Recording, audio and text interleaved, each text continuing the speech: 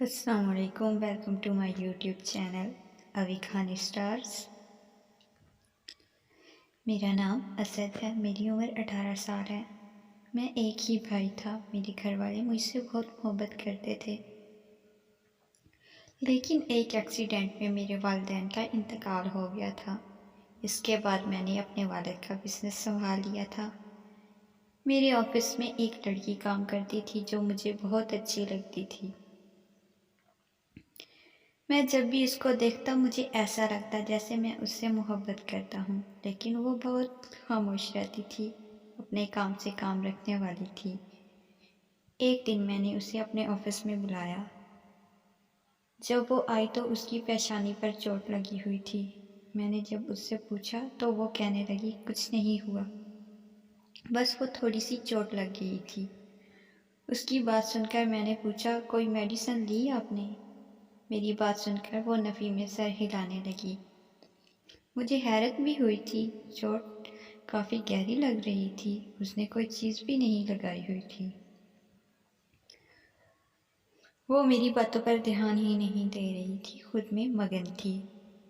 جب وہ چلی گئی تب بھی میں اسی کے بارے میں سوچنے لگ گیا تھا۔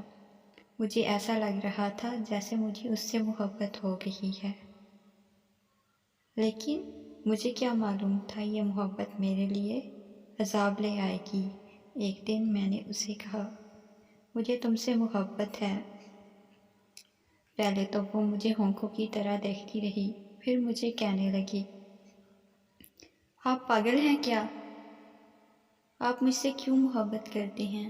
اس کی یہ بات مجھے بہت عجیب لگی تھی اور مجھے حیرت ہوئی تھی۔ وہ غصے میں وہاں سے چلی گئی۔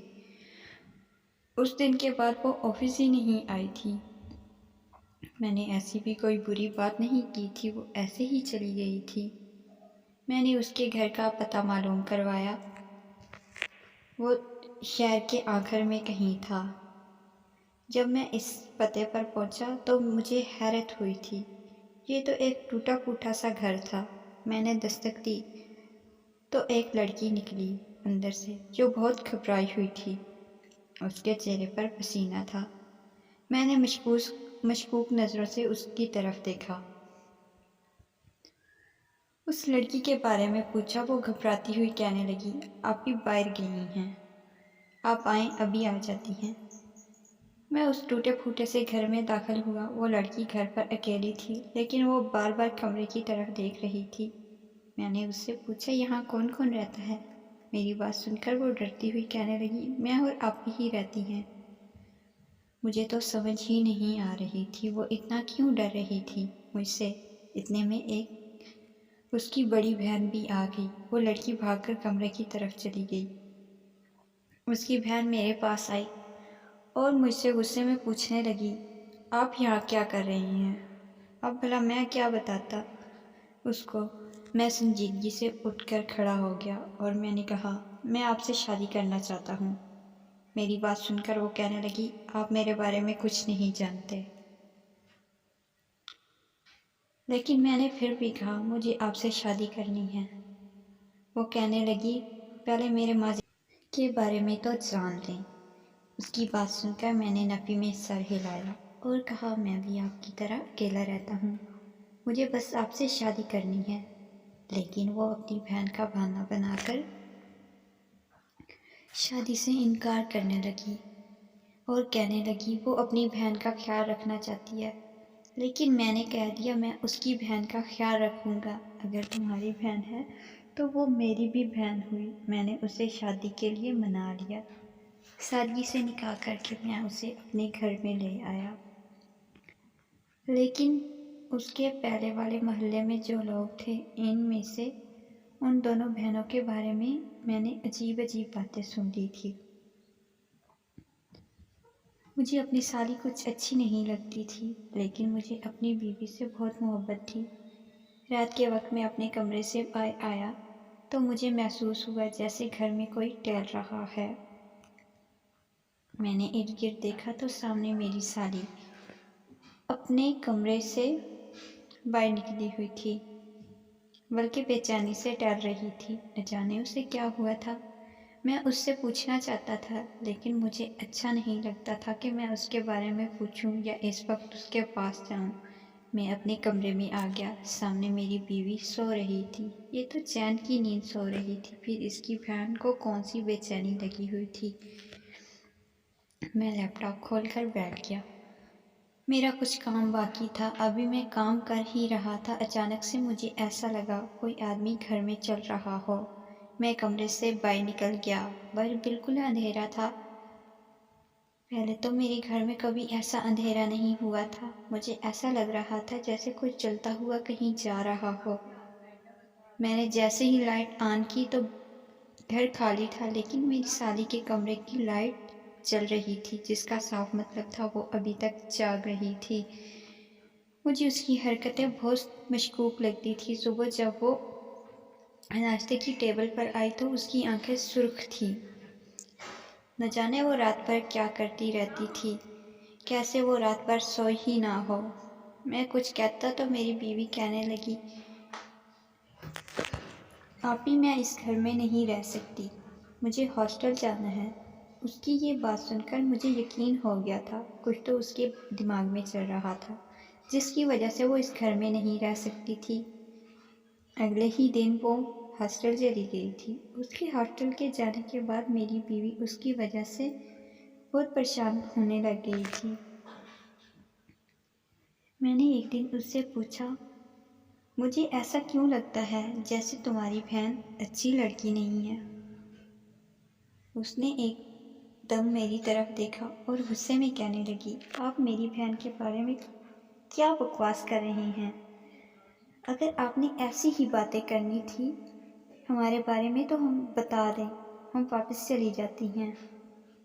وہ تو مجھ پر پھٹ گئی اور غصے میں اس کی آنکھوں میں سے آنسو نکل آئے۔ مجھے تو بہت ہی برا لگ رہا تھا، مجھے ایسا نہیں کہنا چاہیے تھا۔ میں نے اسے بہت بار سوری بھی کہا اور مجھے معلوم بھی تھا کہ مجھے ایسا نہیں کہنا چاہیے تھا، لیکن اس نے کچھ دن مجھ سے بات ہی نہ کی۔ وقت گزرتا گیا۔ میری بیوی کو ڈاکٹر نے بتایا کہ وہ ماں بننے والی ہے۔ اب ہم دونوں پھر سے پہلے کی طرح ہو گئے۔ میری سالی 1 مہینے بعد ہاسٹل سے گھر آتی تھی، لیکن جب اس بار آئی تھی تو اس کے ساتھ ایک نقاب پوش لڑکی بھی تھی۔ میں نے حیرت سے اپنی سالی سے پوچھا، یہ کون ہے؟ میری بات سن کر پہلے تو وہ گھبرا گئی، پھر کہنے لگی، میری دوست ہے، اس کے گھر والوں نے کہا ہے جب چھٹی ہوتی ہے تو یہ تمہارے ساتھ چلی جایا کرے گی۔ مجھے اس کی بات سن کر بہت عجیب لگا۔ اس لڑکی نے ٹوپی والا برقع پہن رکھا تھا جس سے وہ بالکل اندر چھپ سی گئی تھی۔ وہ اسے لے کر اپنے کمرے میں چلی گئی تھی۔ میں نے اپنی بیوی سے اس کے بارے میں پوچھا، پہلے بھی وہ کسی دوست کو گھر لے کر آتی تھی کیا؟ میری بیوی نے تو صفائی سے منع کر دیا۔ اس کے گھر میں تو ایسی کوئی بھی لڑکی نہیں آتی تھی۔ میں نے جب اسے بتایا تو میری بیوی بھی بہت پریشان ہو گئی تھی اور کہنے لگی، کوئی ہوگی اس کی دوست۔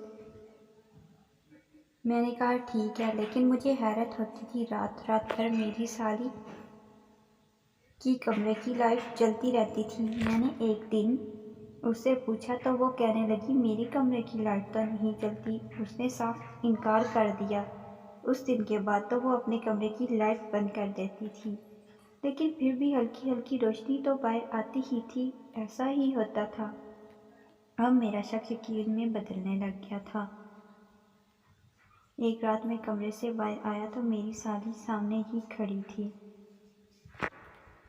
کسی پریشانی کے عالم میں بول رہی تھی کہ میں اب کیا کروں، وہ بار بار ایک ہی کام کر رہا ہے، میں نہیں کر سکتی۔ وہ اس کی بات سن کر، میرے قدموں کی آواز سن کر وہ ایک دم سے گھبرا گئی۔ مجھے دیکھ کر کہنے لگی، آپ یہاں کیا کر رہے ہیں؟ میں نے اس کی طرف دیکھ کر کہا، میرا گھر ہے، میں یہاں بھی آ سکتا ہوں، وہاں بھی جا سکتا ہوں۔ وہ ڈرتی ہوئی کہنے لگی۔ میں نے اس کی بات نہیں سن لی۔ اس کے ہاتھ کانپ رہے تھے۔ اس کے ہاتھ میں مہنگا موبائل تھا جو کہ اس نے شاید خود نہیں لیا تھا۔ میں اس کی طرف قدم بڑھانے لگا۔ وہ ڈرتی ہوئی کہنے لگی، آپ کیا کر رہے ہیں؟ اس کی بات سن کر میں ہنس پڑا اور کہا، ڈر کیوں رہی ہو؟ کچھ بھی نہیں کر رہا۔ وہاں سے میں اپنے کمرے میں آ گیا، لیکن بار بار میرے سامنے اس کا ڈرا ہوا چہرہ آ رہا تھا۔ اچانک سے میری بیوی کی آنکھ کھل گئی۔ وہ مجھے ڈرتی ہوئی کہنے لگی، میری بہن کہاں ہے؟ میں نے اس کے بارے میں بہت برا خواب دیکھا ہے۔ اس کی بات سن کر میں نے کہا، کچھ نہیں ہوا، تمہاری بہن کو اپنے کمرے میں ہے۔ وہ مجھے کہنے لگی، بلا کر لاؤ میری بہن کو، مجھے بہت ڈر لگ رہا ہے۔ میں نے کہا، صبح بھی ہو ہی جائے گی، سو جاؤ ابھی۔ وہ خود ہی اٹھ کر چلی گئی۔ وہ بہت دیر بعد آئی۔ اس کی آنکھیں بند ہو رہی تھیں، نہ جانے اسے کیا ہو گیا تھا۔ میں نے اس سے پوچھا تو وہ اچانک سے فرش پر گر گئی۔ میں اسے لے کر وہاں سے اسپتال آ گیا۔ میں نے اپنی سالی کو کال کی، لیکن وہ میری کال پک ہی نہیں کر رہی تھی، نہ جانے کہاں مصروف تھی۔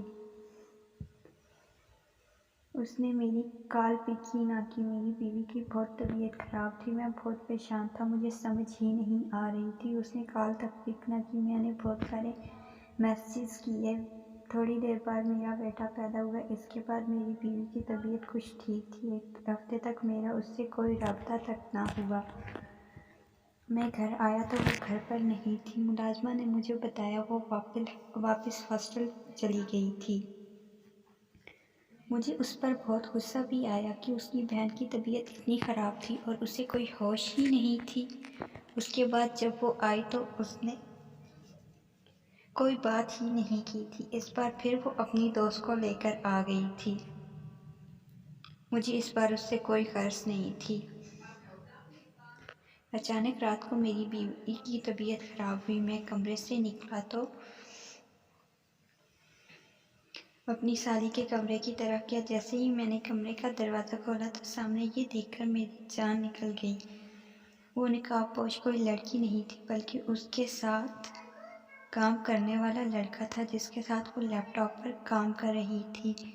مجھے دیکھتے ہی وہ ڈر کر اٹھ گئی۔ میں نے غصے میں پوچھا، یہ کون ہے؟ وہ گھبرا گئی اور اپنی انگلیاں مروڑنے لگ گئی تھی، لیکن مجھے بہت زیادہ غصہ آ رہا تھا۔ میں نے غصے میں اس کے منہ پر تھپڑ رسید کیا۔ تھپڑ پڑنے کے بعد وہ کہنے لگا، کیا ہو گیا؟ میری بیوی ہے یہ، اور ہم مل کر کام کرتے ہیں، بس آپ کو نہیں بتانا چاہتی تھی۔ میں نے غصے میں اس کا بازو پکڑا اور گھر سے نکال دیا اور کہا، جاؤ۔ اس وقت مجھے غصہ آیا ہوا تھا۔ جب میں نے اپنی بیوی کو بتایا تو وہ مجھے کہنے لگی، میں نے بہت سمجھایا تھا، لیکن اس نے کہا میں شادی کر لیتی ہوں، لیکن ہم دونوں نے مل کر کام کرنا ہے، کسی کو بتانا بھی نہیں ہے۔ وہ اپنا خرچہ خود اٹھانا چاہتی تھی۔ اس کے بعد میں بھی اس کے ساتھ ٹھیک ہو گیا۔ تو کیسی لگی آپ کو آج کی کہانی؟ شکریہ۔